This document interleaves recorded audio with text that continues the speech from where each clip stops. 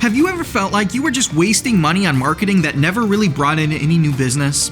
As a business owner myself, I've definitely been there, and there's plenty of other business owners that feel exactly the same way. But that doesn't mean that marketing just doesn't work. So in this video, I want to try to diagnose some of the most common reasons that people don't see good results from their marketing efforts. We'll do this by walking step by step through the process of what good marketing looks like and then diagnosing where it might be going wrong. Before we get started though, I want to let you know about some free training we've put together at Excellent Media to help you leverage digital marketing to grow your business and acquire new customers. It's designed to help you get real results, whether you're just getting started with marketing or you've been at it for years. Just click on the link in the description to check it out. Unfortunately, we've all been taken advantage of one time or another by a slimy salesman working for a sleazy company. Because of this, we're all a little hesitant when watching an ad at this point because when we see it, we just assume that whoever made it's trying to sell us something and just take our money. That means if you want your advertising to really work, you have to stand out as a company that really cares about its customers and actually wants to help them solve their problems. If all you do is promote your product or service and try to close sales, you're gonna turn people off to your business. Remember, your company is run by real people, offering solutions to real people. So the first step to having good marketing is to make sure that your advertising is personable and doesn't give off the feeling that you're just trying to move product and cash out. Good marketing takes time and persistence. Only the sleazeballs that can't actually deliver on their promises close deals on the first encounter more than 2 or 3% of the time. That's why you've got to make sure that you have a good follow-up system in place to nurture people from that first encounter with your business towards converting into a paying customer. That means after the first time they hear about you, maybe by searching for you on Google, they need to start seeing ads from you on Facebook, then receiving value-packed emails a few times a month, then maybe a personal call following up to see how your company could be of service to them.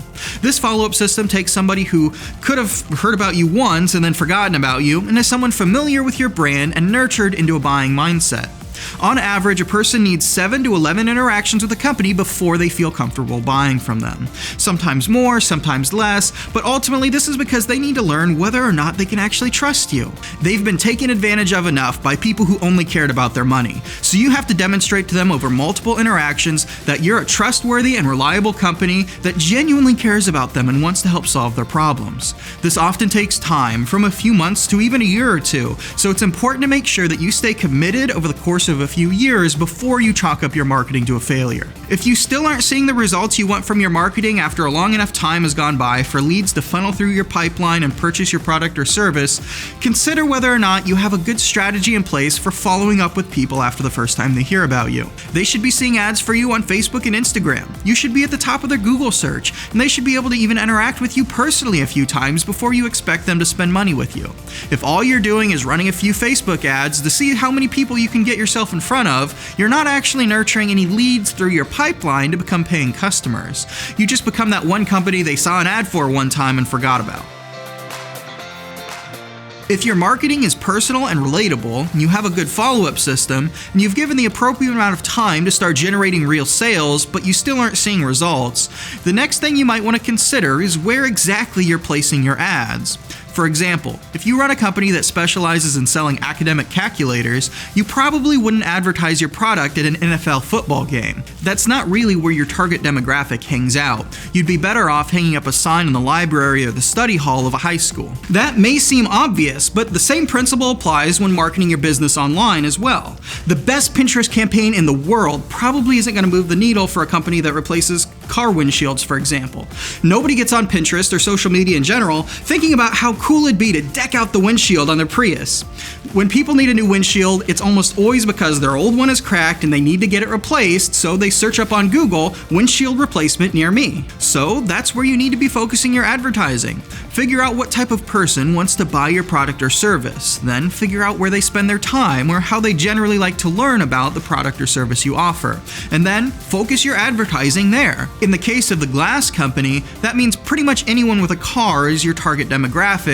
Usually they only want one when their old one is broken though and they have to get a new windshield. And they usually do a Google search to try to find somebody who provides that service. So if you're struggling to get results from your marketing, consider where exactly your media is being placed and how your target demographic wants or likes to be solicited. If you have everything I've talked about up until now in order, you've got a good pipeline, you're advertising in the right places, your ads are home runs, and you still aren't seeing conversions or sales, then you may need to take a look at your business rather than your marketing. Is your pitch compelling to your target audience, or is it a bit complicated? Does it really appeal to their pain points or solve a felt problem?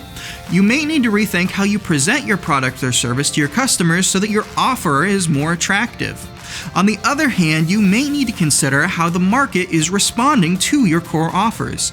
Do people really want what you're selling? Could you tweak what you're offering a bit to make it more interesting for people? Does your business rely on a trend that's maybe on the way out?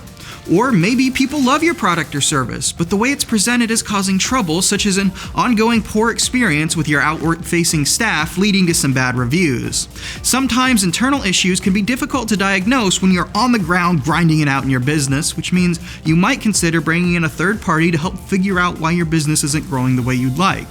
You could hire a CPA to do this, a business consultant, marketing strategist, or another type of business professional with experience in businesses that would be able to identify where things are going wrong. Marketing and business growth is a long-term project. So like I said earlier in the video, if you want to see long-term results, you need a long-term strategy. And if you want results, you will have to pay for it. So it's possible that you aren't actually spending enough money to get the results that you're wanting after all. With that said, don't spend too much on marketing all at one time. You need to think of it as an ongoing expense on a monthly basis if you want to see ongoing results. Generally, we recommend for businesses to set aside between 5 and 15% of their gross revenue for marketing expenses on an annual basis and keep their mindset focused on slow and steady growth over the long term. That way, they don't put too much pressure or financial burden on their business, but are still setting aside enough of a budget to get good results to participate in scaling their business slowly and steadily over the long term. If you want to learn more about how to account for marketing expenses in your business so that you can get the long-term results that you're wanting without putting too much financial burden on your company, you're in luck. We've got a whole video dedicated to accounting for advertising expenses in your business that you can check out right now. Just click on the link on screen now. Thanks so much for watching, and may you have grace and endurance to run the race set before you in your business.